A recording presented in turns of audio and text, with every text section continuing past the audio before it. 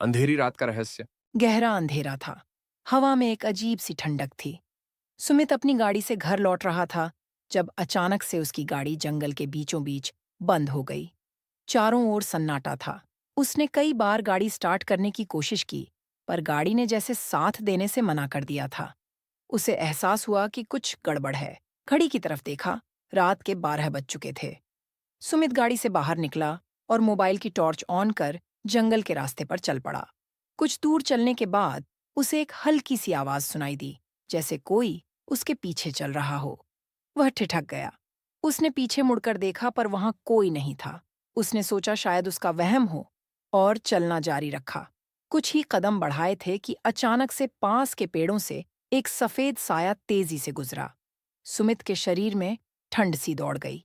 उसने चारों ओर देखा, लेकिन उसे कुछ साफ दिखाई नहीं दिया। हिम्मत करके वह आगे बढ़ा। तभी उसे कुछ दूरी पर एक पुराना टूटा फूटा घर नजर आया। घर से हल्की सी रोशनी आ रही थी। शायद वहां से मदद मिल सके, सुमित ने खुद से कहा और घर की ओर बढ़ चला। दरवाजे पर पहुंचते ही उसने देखा कि दरवाजा थोड़ा खुला हुआ है। उसने धीरे से दरवाजा धकेला और अंदर कदम रखा। अंदर का दृश्य देखकर वह हैरान रह गया। घर के अंदर कोई नहीं था, लेकिन कमरे के बीचों बीच एक पुरानी घड़ी रखी थी, जो बिल्कुल बंद थी।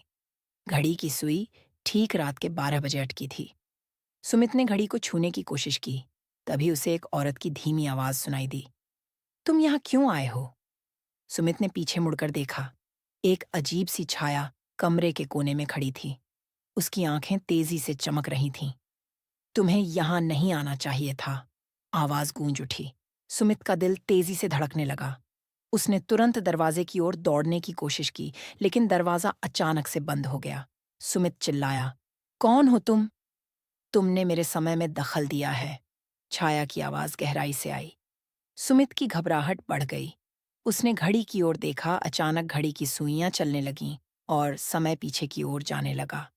सुमित को समझ में नहीं आ रहा था कि ये सब क्या हो रहा है। तभी दरवाजा खुद ब खुद खुल गया। बिना सोचे विचारे सुमित ने तुरंत बाहर की ओर दौड़ लगाई। बाहर आते ही वह सीधे सड़क की ओर भागा, जहां से उसने शुरुआत की थी। जैसे ही वह अपनी गाड़ी के पास पहुंचा, गाड़ी अपने आप स्टार्ट हो गई। बिना देरी किए सुमित ने गाड़ी में बैठकर तेजी से उस जगह को छोड़ दिया।